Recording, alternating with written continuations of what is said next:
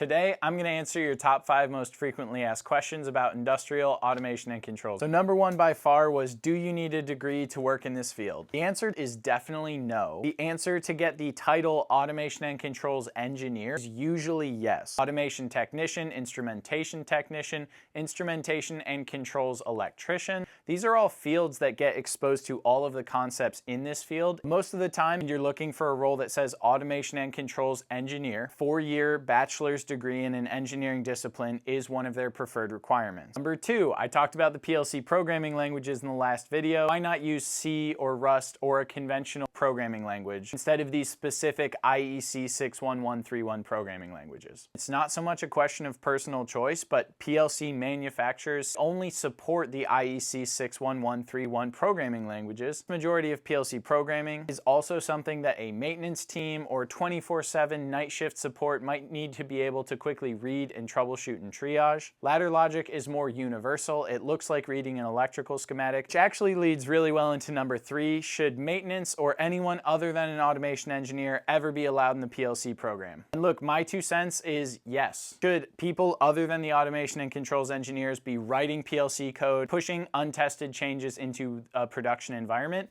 No. Automation and controls engineers do not really want to be on 24/7 standby call. If you write programs that can be easily read and supported by a maintenance team, then they can see if an interlock is getting hung up or a valve is getting stuck shut. There's a lot of utility in training up the folks who are always in the factory and able to support the line. Number 4, this one's likely going to generate a lot of buzz, but what is the AI impact on this field of work? And honestly, the AI impact on automation and controls engineering is minimal. It's going to bother a lot of people because AI has to be in everything these days. It is a mechatronics, electrical, physical, and software compiled together industry. AI is way behind in affecting and impacting the physical world, and controls and automation is physical world first, software second. Number 5, is this a good industry? Would you recommend going into working in this field? This is a loaded question because what company you work at, the type of work you're doing, what part of the country you're in, all have huge impact in this. Generally speaking, the pay for controls and automation engineering roles falls pretty much in the average of all engineering roles. Is the work rewarding? Again, company dependent. The skills you get to develop, I love and I highly recommend. A bad week as an automation engineer, and I would swear it's the worst job you could possibly have,